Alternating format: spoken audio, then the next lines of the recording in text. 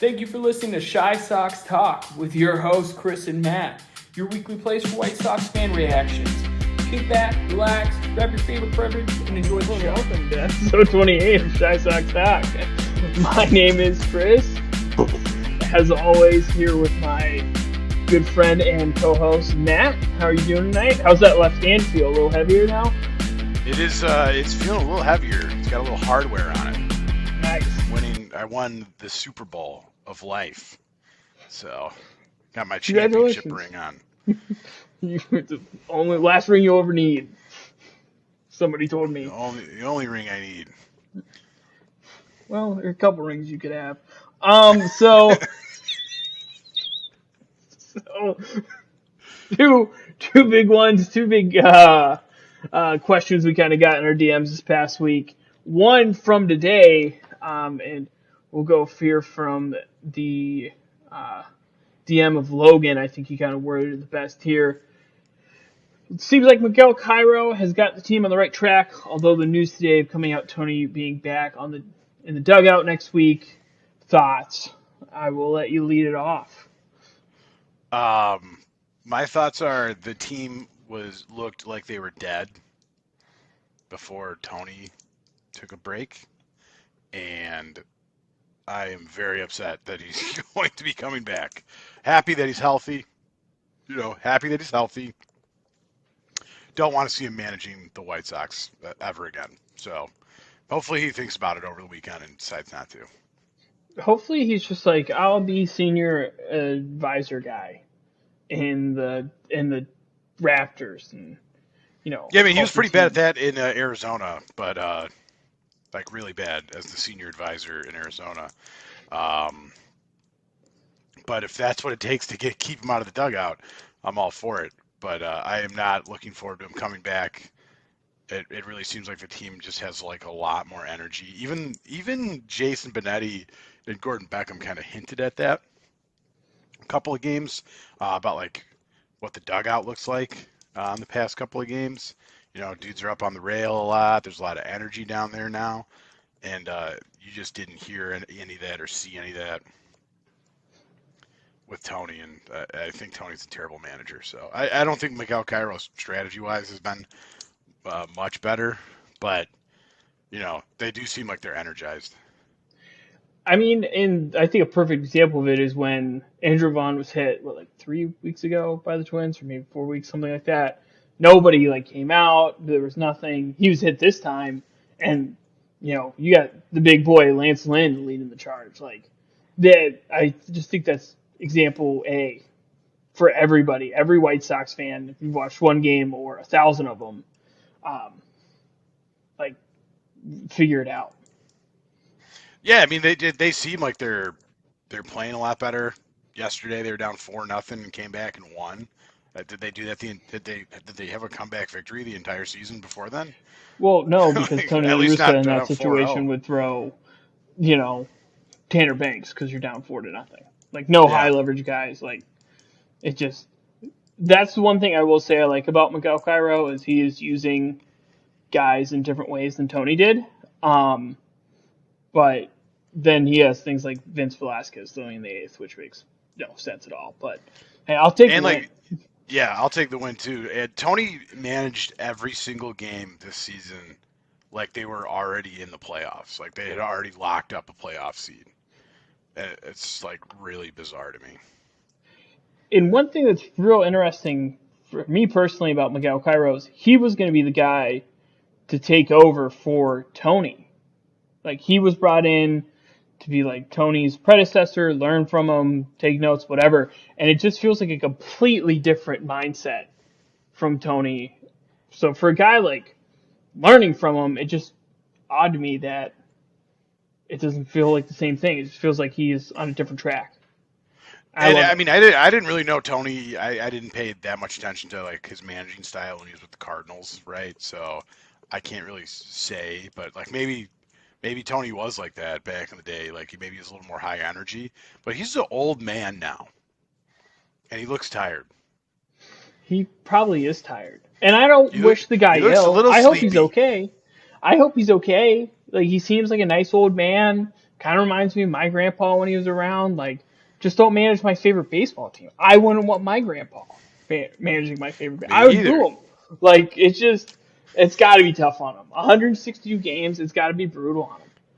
And he has his daughter calling him during like press conferences to check up on him and stuff. Like, Falling asleep in the first inning, that was, come on. You can't have that. walking guys in 1-2 counts and then getting home runs hit the next pitch. Like, just not good. It's not good. Not good for your soul. Jump here to a question from Ben. Are you worried about Luis Robert? I'm worried about how they're managing his injury. Not necessarily about Luis. I feel like when he was healthy, he played good. Like, his tracks to the ball was a little bit weird this year, but like how they're currently managing his injury with him swinging with one hand and just trying to shoot him with cortisone every 3 days, I don't like that at all. That makes me very worried about Luis Robert. Yeah, and I've watched a lot of White Sox baseball games and a lot of just baseball games in general, and I've never, ever seen someone swing like that. Ever. The first time I saw it, I was like, someone take their lead hand off the bat and swing with their backhand. That's I thought when I saw that, I was like, oh, did his lead hand like slip off the bat? And then he did it again. And I was like, there's something seriously wrong with Luis. I don't understand why he wasn't on the. I understand these games are important, and he's. Oh, excuse me, sorry. He's a great defender, defensive replacement, a great base runner. But like he cannot hit right now at all. He can't swing the baseball bat. Can't. And you can tuck him in the 7-hole or the 8-hole. That's a free out. Wherever you put him, it's a free out if you can't swing a bat. Doesn't matter if you bat him lead off or in the 9-hole.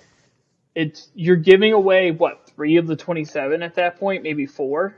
Like, I mean, maybe you got to think like if his wrist is still that all that messed up and it's not going to get any better, and you're going to keep him in the lineup a bunch of times, you got to start bunting with him every time.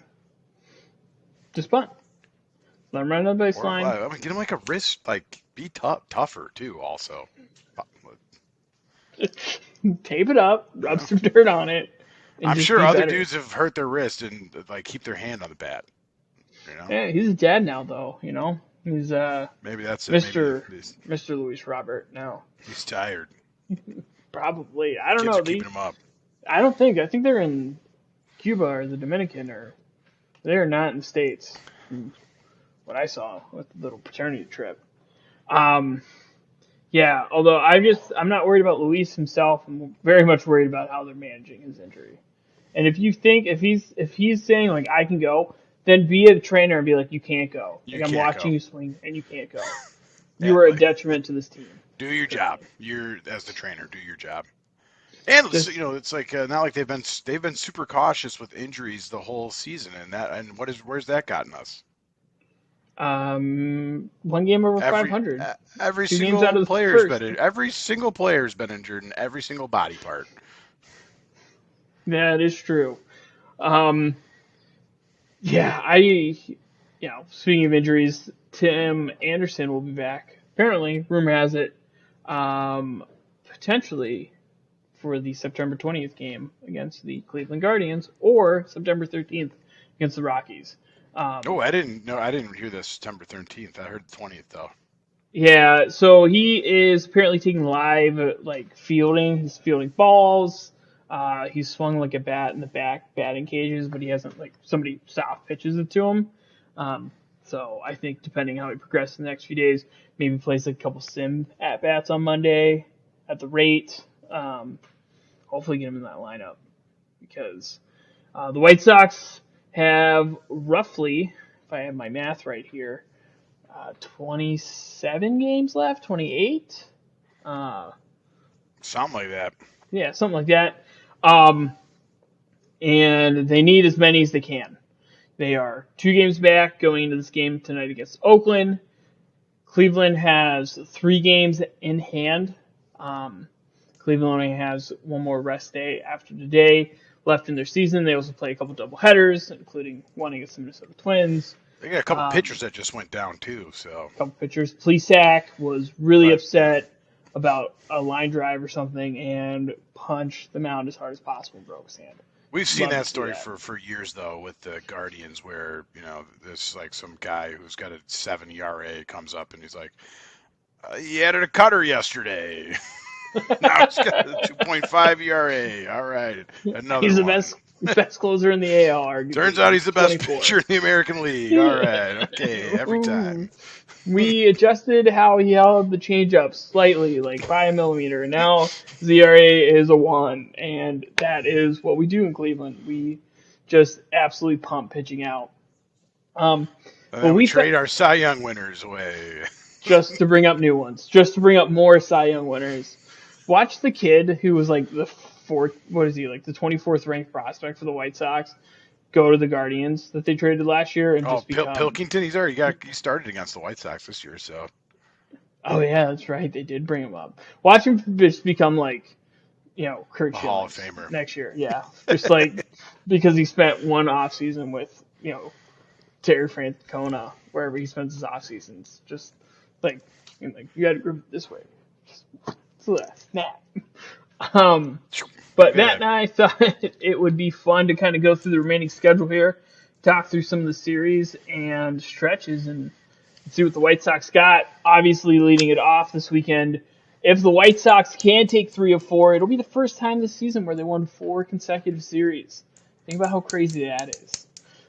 We're in that is September. pretty crazy. They split a lot, so Split a ton.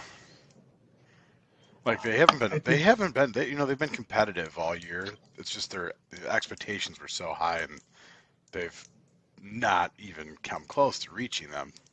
I think if Eloy was healthy the whole year, you might have like 10 more wins or something. I really think you would have added 10. Maybe not 10, but like maybe 5. I think 5 because to he's 10. hitting the ball pretty well. Well, before he went down, he was hitting it hard too. He was just hitting it on the ground and straight at people, like when the ball was lifted. But, if you stretched over what he's done in the 55-ish games he's played, he'd be leading the team in RBIs, leading the team in home runs. Like, technically, they lost their best bat when he went down. He's like on a 40 home run pace the way he's swinging it, and he murdered that pitch. Castillo was cruising, and then we did the review, and then he left a slider on the fat part of the plate, and it hit like 450 feet. It was an absolute cannon shot. Pumped that team back with adrenaline because it was looking bad. They had struck out 7 out of 9 times. 7 out of 9 batters. I thought Castillo was going to throw 27 strikeouts because he was just looked unhittable.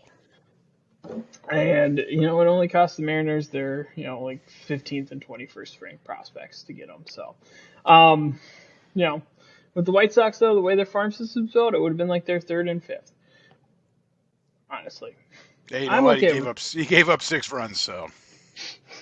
At 3, Enueno Suarez with the grade A defense. You know what? The whole Seattle Mariners grade A defense in Game 3 on. That's right. That's right. Wednesday Forgot about the errors. That pitcher launched that bunt by Sebi into space, into literal outer space. So. He did. Still flying. Still going. Coasting through the solar system. It's going to hit the Webb telescope. It's going to hit the International Space System. What is International Space? Guys, I don't know. I believe it's the International Space Station. Oh, okay. Well, you know what? They're up there just floating around. If they see it, throw it back. So, anyway, into this Oakland series, you got 4 against the Athletics. Sox got to take, 3, right? You got Cease, Lynn, Giolito, and Cueto going, I believe, 4. I mean, it's time. It's time to show up or go home. You gotta win. You can't count on these Cleveland and Minnesota to lose. You gotta win some games yourself here, and you could. I mean, realistically here, you could take the lead and gain some games here. If you got to play your game, you got to hit some home runs. You got to They have the best batting average in baseball. I do not understand that. They also lead the baseball in singles. They've hit about 71.5% of their hits are singles currently, which last 5 teams to do that, Frank Mendocino's Miami Marlins with Giancarlo Stanton, JT Realmuto, and Christian Yelich. So instead of hitting them like this, we gotta get a couple more like that. Just a hair. Just don't bury 15 double play balls. But they haven't been doing that. They didn't do that in Seattle. Oakland's a huge stadium, so I don't think Lucas is going to get shelled. Was looking at some pitch tunneling from Lucas, and that slider pops about 40 feet out of his hand. The fastball and changeup explode out, and the slider pops straight up. And I think that's part of why it's getting crushed, just because professional baseball players are going to see that and, hit it onto I-94 and then look at Lucas while they round second. And then, kind of huge part of the stretch is Colorado. You got to make up against Cleveland in Cleveland. You got 3 against Detroit. In that 5-game stretch, 6-game stretch, you got to take the one in Cleveland. That's a must. You must. And then you can take 2 or 3 from Detroit, crush them all year. Colorado, would you take a split? I'd like the 2 games. I think you got to take 2. They should have swept last time they played. And Kendall Graveman walked the bases loaded. Yeah. Well, here's the thing. Like, if Tony La Russa's back, he's got to use. If you can win the game, you have to use your best pitchers if you can win the game. They have to use their best pitchers to stay in games until their arms throw them until their arms fall off, like everyone. And that whole attitude they had that it was like save your bullpen guys to when you need them in the season, and you gotta be now is the time. It is now. Like, you're not going to be waiting until the Padres series to really unload the bullpen to make the playoffs. Like, it is time to go. It's time to go. September 8th. It's time to play. Because guess what? If you lose a couple games, everyone in Chicago, we're not going to show up to any games, and we certainly aren't going to watch you on Sunday. And also with Tony is he's got to hope they win, because if they don't, he then was very clearly the problem. Since Miguel Castro took over, they've been 5-2, 6-2, something. Miguel Cairos. Castro, different guy. Miguel Cairo took over, and they've been 5-2, 6-2, something like that. Like, they're on fire. You get just not even looking at the record, just looking. If you watch the game, it's like a different team is playing. Just the energy out there. Maybe that's confirmation bias, but that's what it looks like to me. It's like they are playing inspired baseball. Talking about inspired baseball, Elvis Andrus leads off the game with a home run to center, and Yohan Moncada goes ahead and follows that bad boy up with 2-0 up in Oakland, and the White Sox are alive still. Don't bring back Tony. Hashtag leave Tony in Arizona. Leave Tony. Have him Tony should go hang out with the Queen, if you know what I mean. Ooh, maybe I should have said that. Ooh. She was definitely going to make it this year, according to Barstool Sports. She definitely had it in the bag. Didn't make it. And then stole too many diamonds from Africa. Caught up to her. The guilt. Yeah, well, you know what? It's sometimes you need those diamonds. If there's one episode that's going to lose us fans, it might be this one for those last 2 comments I made. So, Hey, everybody stick around. Later we will go over some political views. I'm kidding. So the way the pitching matchup is lining up right now, it is Lucas in that first start against Cleveland, that makeup game, and then you got, if all works out right, was it Lynn, Cueto, Kopech? So then you got Cease, Lucas, and I am imagining Lance Lynn at home at the rate that following week. I love those matchups. If Cease and Shane Bieber end up matching up, I'm not sure where Cleveland's rotation is. It's the same. You could sweep that. You could take all 3 at home. You really just got to win 3 out of 4. I mean, the left. pitching, even though it doesn't seem like it, the starting pitching has really carried the White Sox to this like even 50 for 500 record all season. Like they've been good enough. Really, what it comes down to, if they're going to make the playoffs, is the offense needs to slug. They need to slug. Keep We need doubles. We need home runs. We don't need We singles. need the occasional triple by Andrew Vaughn when the right fielder falls over for whatever reason. We need it. And Lance Lynn, just kind of looking at him his past 5 or 6 starts, however he's incorporated that slurve, or whenever he decided he was going to kind of incorporate that slurve, half the time it registers as a slider, half the time it registers as a curveball. It's a slurve. Just call it what it is. He's been almost untouchable. Like that's been a huge pitch to play off his cutter, and just a completely different look that the He hitters didn't can't throw that figure at out. all last year, right? Or if he did, barely. Looking at the rates on Baseball Savant, his curve slider rate last year was in the 10 to 12%. This year he's thrown the slider 15% and the curveball 10%. So he's throwing that slurve about 25% of the time. That's a huge jump. It's obviously working. Guys sit on that cutter. Guys sit on his sinker. Guys sit on his fastball. You get him in 2 strikes. You put it. He's older. He's a good enough bet to put it in a good spot, and guys are swinging right through it. Yeah, I mean he's looking great. He had a rough start, probably mainly because he missed spring training, and he's like right in where he's normally be like middle of the season cruising, and he's at that at the end of the season. So kind of wish they could have done that with Rodon last year, and they might have stole another game from Houston.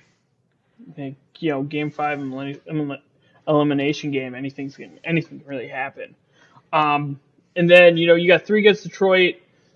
You got to take all 3 of those. Like get Detroit, And you can, even the way that their offense has been playing for most of the season, they've been kind of kicking ass when it comes to the Tigers. So I think you could easily take 3. I think you could pencil them in for 2 at a minimum. At home should be doable. And then you got your big 9. You got 3 in Minnesota, 3 in San Diego, and then 3 against Minnesota to wrap it up. And go to San Diego, take 1 or 2. You got to have at this point in the season, you're going to have some kind of lead because Cleveland plays Kansas City 6 times in a row, and all at home. Like you're going to need a buffer of probably maybe 2, maybe 3 games, right? Like just kind of depending on how Minnesota's playing or how far out. Yeah, you'd like to have a lead, but you got to get in however you can get in. So just win, baby, as Al Davis used to say. Just win, baby. And this hypothetical I'm about to ask you might be off or not, but if the White Sox, let's say they make the wild card, right, and Lance Lynn's throwing the way he is, do the White Sox throw Cueto in Game 1, Lance Lynn in Game 2 in the hopes of sweeping so they could throw Dylan Cease in Game 1 of the ALDS? I think you got to throw Cease first game no matter what. No matter what? Yeah. That's what I think. And then I guess Lance, the big bastard, would be going if you swept. And if you didn't, if you played 3, I guess Cease would probably have enough days in between to. Yeah, Right? You just gotta go out and win the first. Whatever first game it had in front of you. Don't look beyond that. That's how I would manage. Maybe. Yeah, I mean, fair enough. Fair enough. TikTok for all you youngins out there. I think also, you're right there. Al Davis, for the young kids, Al Davis used to own the Raiders. You guys might not know that. Now his weird son, I think, right? It's his son with the bowl cut took over. Yeah, Mark Davis, weird loser nerd. Al Davis, really cool dude. Super cool, badass dude. I bet Al Davis and Antonio Brown would have been friends.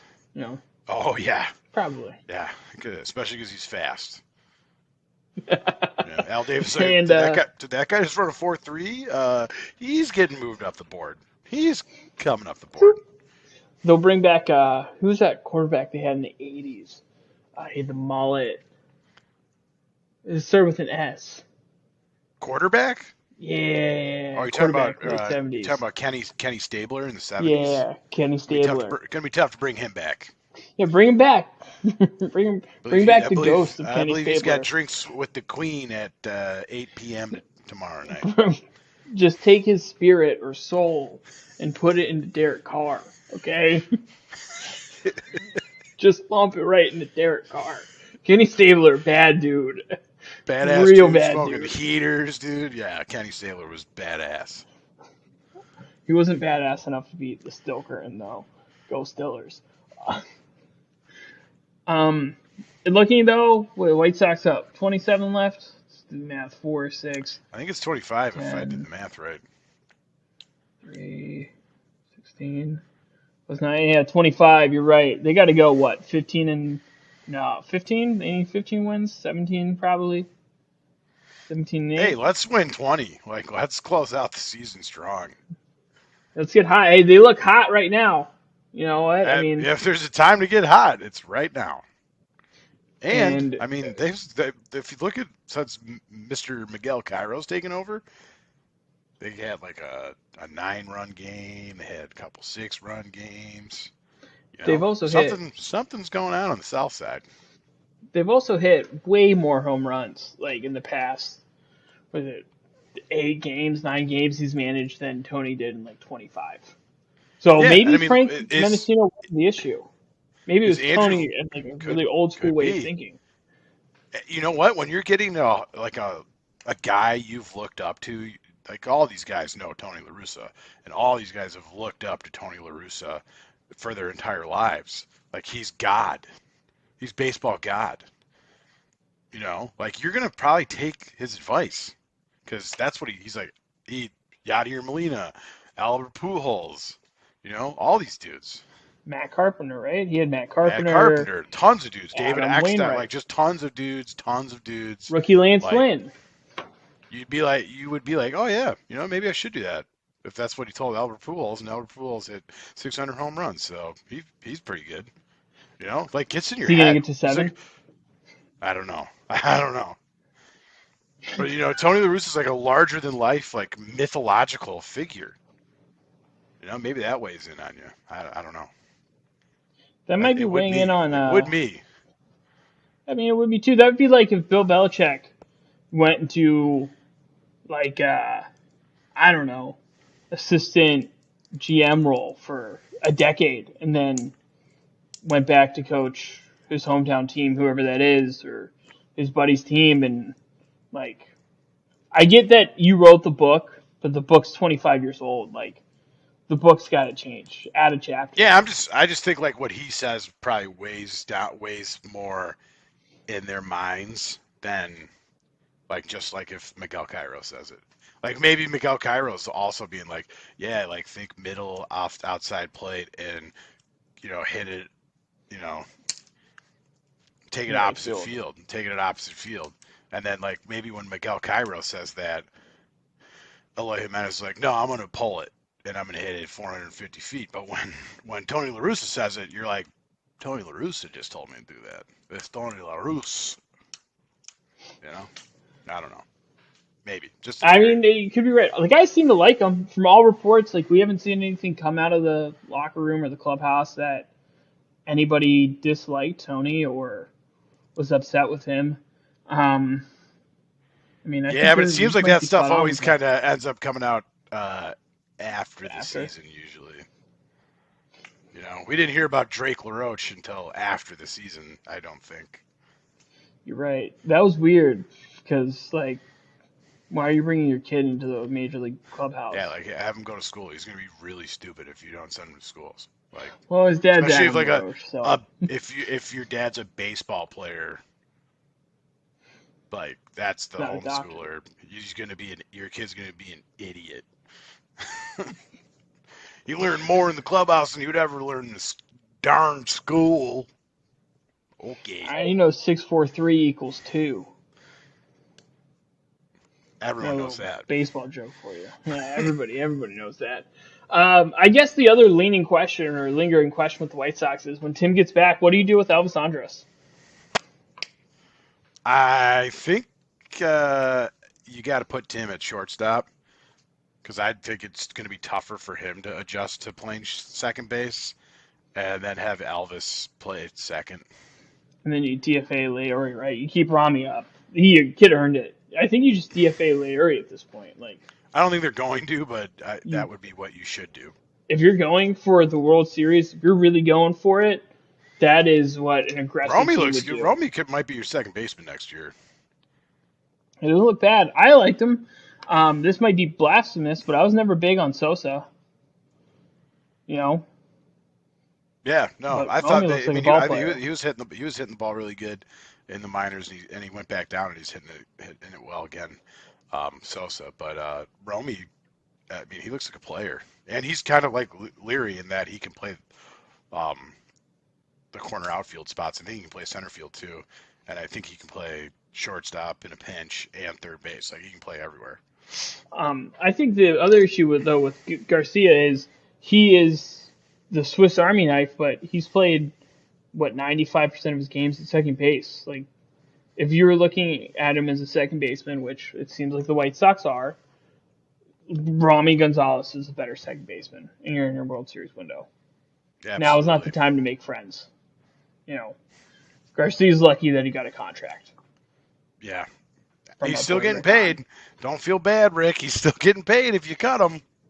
Hey, he still gets the money, man. Like he signed the contract. You still give him the money. It's free real estate. Okay, He's got a so better deal than any of us working stiffs. You know what I mean? I mean, you know what? Best job in the world is the 26th man on a major league roster because you're not expected to ever get a hit or a backup quarterback. Best two jobs in the world. Sign me up So I'll play backup quarterback for Justin Fields. You know, all I day. could, tank. I'd tank for the Bears. I mean, I'd tank for the Bears. I can throw like 15 yards these days. Dump 25 back offs. when my prime. I'll look like old school Ben Roethlisberger. Just a lot of dump offs, a lot of slants, a lot of crossing routes, 5 yard hitch. You can hit those all day. All day I can hit those. Live update. White Sox still up 2-0. Love to see it. Beautiful. Any parting words you got, or hope or thoughts that you want to get out in the universe before we depart? Um, yeah, just send out those prayers and positive thoughts for the Chicago White Sox. Yeah, maybe not prayers. Give me that positive energy though. Like positive thought process. Like when you go to bed, think about how you think the White Sox are going to make the playoffs. Put that out there into the universe because we need we need as a fan base everything we got because I would love to see the White Sox make the playoffs and I'll take our top three pitchers against the American League. They will compete against everyone. Like, if you get in, those guys can shut people down. Give me the top four. Give me Kopech versus somebody's four. With Yeah, like Ronaldo Lopez as seriously. And give me maybe middle inning, Giolito maybe two against or three. anybody's fifth. I'll take Giolito as a fifth starter. He's the best fifth starter in the history of baseball, probably. I mean, he's up there. And you could even put you could pair the guys, right? You could do like Kopech and Raylo, and then Giolito and Lambert. Like starter goes 3 or 4, and one of those two guys comes in, eats a couple, and then you take it to Graveman and Hendricks, And and that you the never let. bullpen, when you get to the good guys, and you don't count Joe Kelly in that, don't anyone be tricked into counting Joe Kelly. He's not going to all of a sudden be like, oh, I'm like the old Joe Kelly. He won't. He's not going to just show up in the playoffs. I can assure you that. He's pretty trash. But like Hendricks, Graveman, Ronaldo Lopez, Jimmy Lambert is a stud also. And Bummer's Four. back now. Bummer's back. And I know he And gave up a home run, I know, to Eugenio Suarez. But if you go and watch that replay, the pitch was sick. It was just a very good piece of hitting because he threw a slider on the outside part of the plate that just hit the corner, and he just took it oppo. I mean, what are you going to do? You hit your spot. They're It's not like he professionals. didn't hang it. He didn't hang it. It was a beautiful pitch.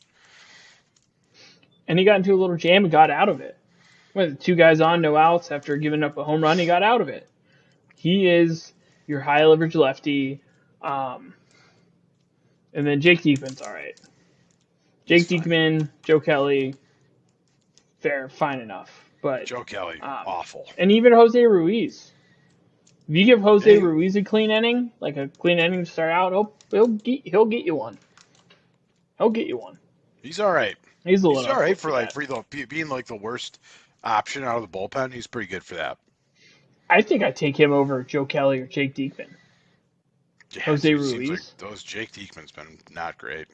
He looked like prime Chris Sale in the first game, but Joe Kelly, all he does is walk people. I could get on base against Joe Kelly. Like if you just put me in a random lineup and they were like, he's a rookie, I would just not swing.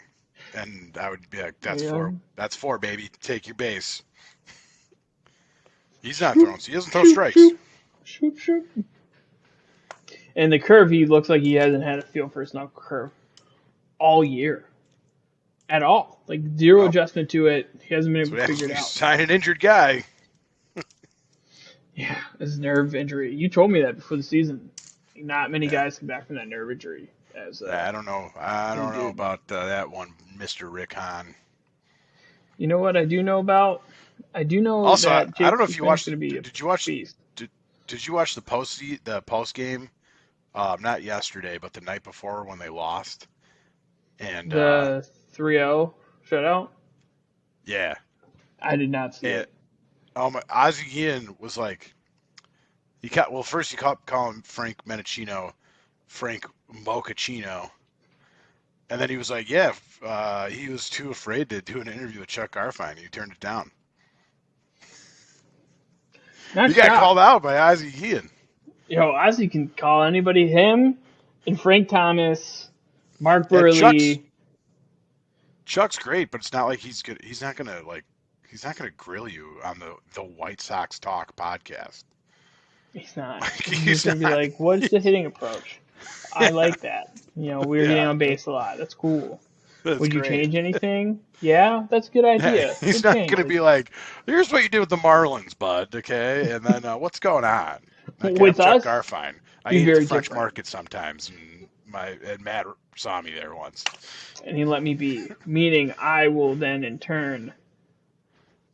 come on our podcast. Yeah, we'll come on our podcast, which would be nice. Chuck Garfien, standing invitation. Come on through. Just even for like a second, you don't even need to talk. Hey, just saying hello. Just show your face. Yeah. We know where you are, man. You're at the NBC Sports Chicago offices. We'll come to you. We'll come to you, man. We'll take you out for lunch. At the French Market. Take you saucy I know you like that place. Or Walk and Bow. You like Asian fusion. We're walking bow. I think that's going to be it, though, for the night. Any departing thoughts or advice you'd like to give our viewers? I mean, other than the advice I just gave, I'll say if you were in Chicago and listening to this, go to Saucy Porca or order from Saucy Porca. Go ahead and get that Asian paella rice bowl or the Ropa Vieja rice bowl, which I've been getting a lot lately. So both will be the best thing you've ever had in your life. Changing it up. You've changed it up a little bit. Yeah. My piece of advice is if you are in Chicago right now, go down to a place called Fatso's Last Stand. It's on Division and Division of Chicago, right by there. Go ahead and get yourself a milkshake. There's two locations. There's one on Milwaukee. The one I'm talking about is like the hole-in-the-wall one. Go ahead and get yourself fries, a hot dog, and a nice big milkshake. It is unbelievably good at 1:30 in the morning. Or anytime. Do it. Or anytime, really. Especially 1:30 in the morning. Yeah, go finish your night off there, and you go home, and you just kind Have of a cuddle into bed nice and fall slumber. asleep. Yeah, turn off all your alarms, just sleep till like 4 o'clock the next day. Don't matter if you got work. Don't matter, just call off. Calling sick, baby. Go That's what I Sox. give you sick days for. Use them all. Seriously, I got a ton of sick days. I gotta start using those things. I gotta get sick. Might be sick tomorrow. Yep.